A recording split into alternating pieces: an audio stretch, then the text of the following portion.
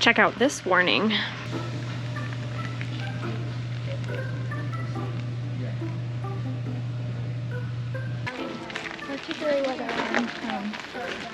The Norris Geyser Basin is probably most famous for Steamboat Geyser, which is the largest geyser in the world. We're headed out on a 1.6-mile loop to see Steamboat, as well as several other geysers and hot springs in the area.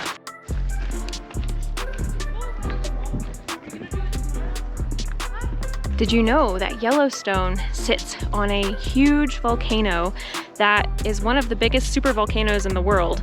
And because of that, there's still a lot of geothermal activity going on underneath, which is where all of these hot springs come from. Correction, there are not just hot springs, but it's hot springs and mud pots and geysers. There are lots of different geothermic things happening here.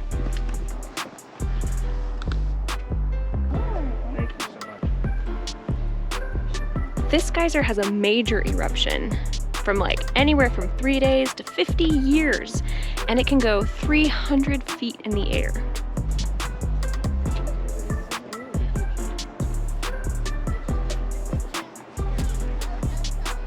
The smell of this part of the park definitely is a lot different than the other parts where we're smelling the fresh air and the trees.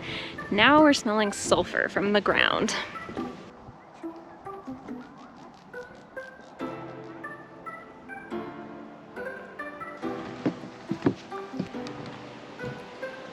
This trail is, I think, almost exclusively on a boardwalk. You are not supposed to step off because you never know what you're going to step off into.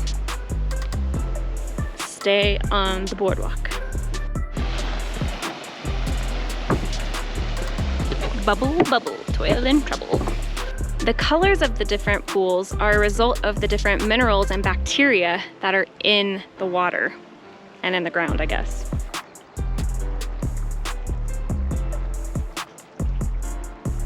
Like this one behind me has deposits of iron, arsenic, manganese, and aluminum, or aluminium for all my British friends. Oh my gosh, listen to this pool bubble.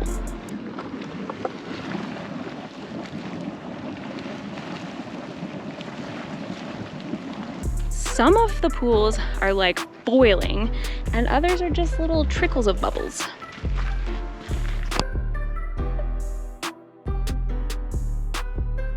So what do you think of the Norris Geyser Basin? Let us know in the comments below. Who has verified that that is not safe, but this is?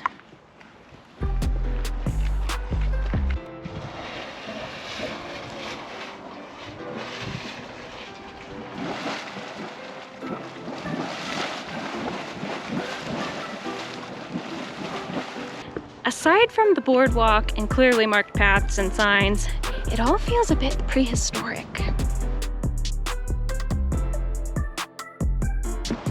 We're basically in a field of all these smoking vents, and some of them are clearly bubbling, some are just emitting steam, and then one over here has water shooting out of it. That's where we're trying to get before the water stops.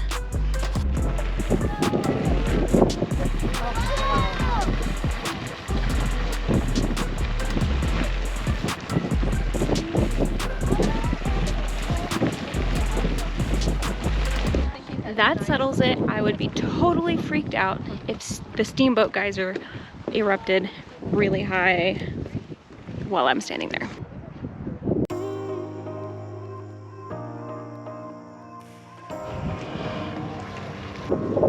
Ugh.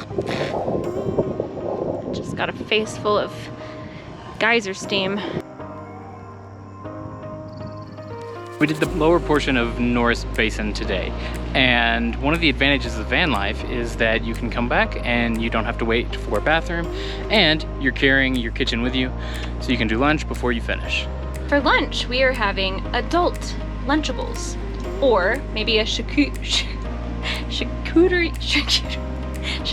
tray. Nope, charcuterie board without the board. I'll get it eventually. after some lunch and a bit of rest, I feel properly refreshed to tackle the Porcelain Basin, which is the shorter of the two loops here at the Norris Geyser Basin.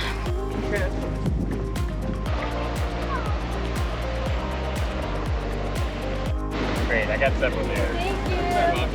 Thank you. Look at all the different pools of water and little steam vents and mini geysers, I guess.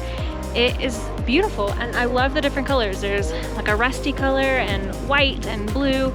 It is pretty incredible.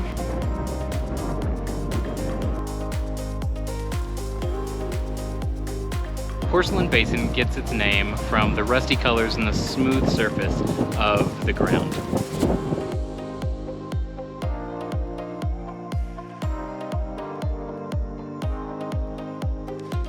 Here, just a few feet away from the geysers, is a lake. I wonder if it's hot. But look, you can see the lake behind me, and then just right over here, you can see the steam from the geyser.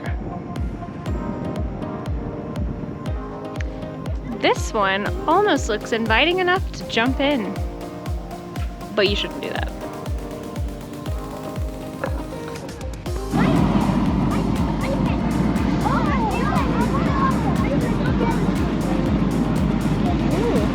One really cool fact about the colors is that the colors are created by bacteria, and the different bacteria actually tell you how hot the water is. If it's green bacteria, it's a little cooler. If it's orange, that means it's hotter.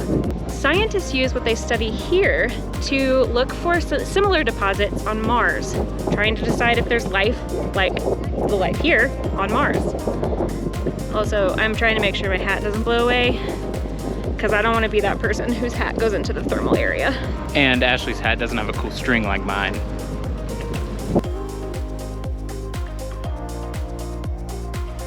The formations in this part of the basin are much newer because they're constantly changing, unlike the other side, which is a little bit more established.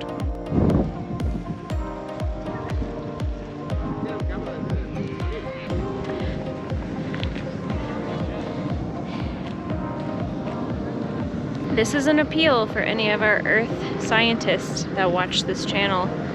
It would seem to me that all of this escaping energy and pressure is why Yellowstone, the big volcano, the supervolcano that is under Yellowstone, hasn't erupted. But I don't know. Does anybody want to chime in? If you know, comment below. We asked the park ranger on the way out what the little black and white worm-looking things were in the lake, and she said that they are the larvae of a fly that turns out to be about the size of a dime. It's one of 3 species that can tolerate the heat and acidity of the water.